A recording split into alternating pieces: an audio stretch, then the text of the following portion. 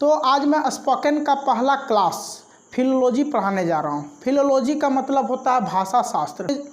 Philology chapter को पढ़ना इसलिए ज़रूरी है क्योंकि इंग्लिश बोलने से पहले यह जानना ज़रूरी है कि इंग्लिश क्यों बोलना है और इंग्लिश बोलने का तरीका क्या है।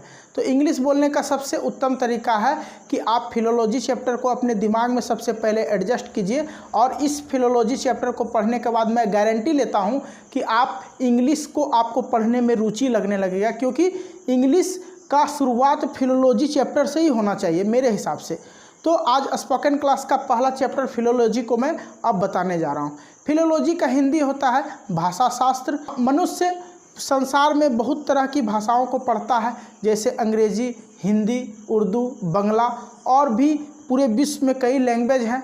लेकिन सबसे इम्पॉर्टेंट लैंग्वेज जो है अभी कम्युनिकेट करने का वो है अंग्रेजी भाषा, क्योंकि पूरा विश्व जो है, पूरे विश्व में अधिकतर देशों में अगर आप जाएंगे और किसी से गपशप करना चाहते हैं तो आपके पास अगर अंग्रेजी का नॉलेज रहेगा तो आप गपशप कर सकते हैं। जैसे हमारे भारत में अगर किसी भी राज्य में आप कम्युनिकेट करना चाहते हैं, चाहे वो तमिलनाडु में जो तमिल बोला जाता है, उसके बाद पश्चिम बंगाल चल जाइए, वहाँ पे सब बंगला बोलते हैं, तो वो सब राज्यों में भी अगर आपको अच्छा हिंदी आता है तो पूरे देश का कोई भी ऐसा राज्य नहीं है भारत देश का जहाँ पे आप हिंदी भाषा को बोलकर वहाँ पे नहीं रह सकते हैं। आप हिंदी, अगर आपको हिंदी भाषा बोलने आता है तो पूरे इंडिया में कहीं पे भी आप बिजनेस कर सकते हैं, दुकान चला सकते हैं और भी कई काम कर सकते हैं। लेकिन अगर आप इंग्लिश नहीं जानेंगे तो आपको पूरे विश्व में आपको कहीं भी कम्युनिकेट सही से नहीं कर पाएंगे। इसलिए इंडिया में जिस प्रकार हिंदी सभी से कम्युनिकेट का भाषा है, उसी प्रकार पूरे विश्व में इंग्लिश कम्युनिकेट का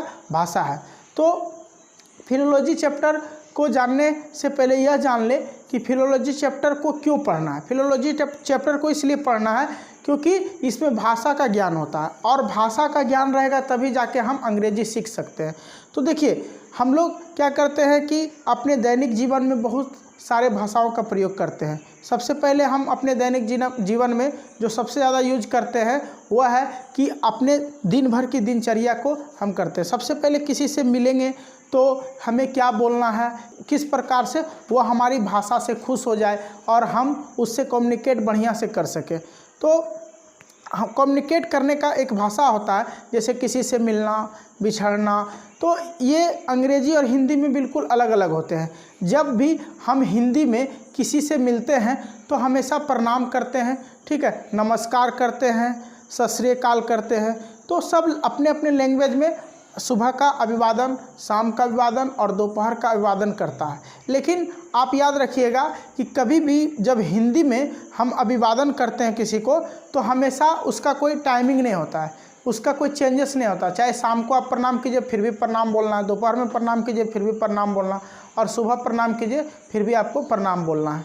जबकि शाम इंग्लिश में यह चेंज हो जाता है। इंग्लिश में क्या है कि दोपहर के प्रणाम को अलग बोला जाता है, सुबह का प्रणाम को अलग बोला जाता है और शाम के प्रणाम को अलग बोला जाता है। जैसे सुबह का प्रणाम को हम गुड मॉर्निंग बोल के किसी को स्वीकार करते हैं, जबकि दोपहर में गुड आफ्टरनून और शाम में गुड इवनिंग बोल के हम किसी को अभिवादन करते हैं।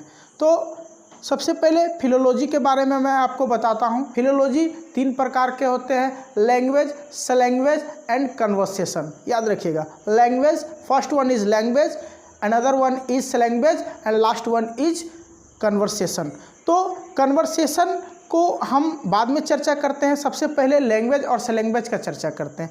लैंग्वेज का मतलब भाषा होता है और स्लैंग्वेज का मतलब अपभाषा होता है। हम लोग अपने दैनिक जीवन में रोज़ की भाषा में जो अपने दोस्तों के साथ, अपने परिवार के साथ और सभी के साथ जो भी हम बातचीत करते हैं, वार्तालाप करते हैं अनऑफिशियल टाइप से, वो सारा कहलाता है स्लैंग्वेज। जैसे तुम क्या कर रहा रे, तुम चलो रे वहाँ, ठीक है, अबे तुम कहाँ गया, इधर आ, मम्मी ये वाला दे दो ना थोड़ा सा हम खाएंगे। तो ई वाला, वो वाला, क्या कर रहा, अबे, ये जितने भी लैंग्वेज का हम इस्तेमाल करते हैं ये सब लैंग्वेज है, अपभाषा है। ये भाषा नहीं है, अपभाषा है। यानी हम अपने दोस्तों से जब भी बात करेंगे तो ऐसे बात करते हैं, अरे यार चलो ना क्रिकेट खेलने जाते हैं, अरे यार थोड़ा सा वो नोट्स देना जो तुम बनाया था सुबह।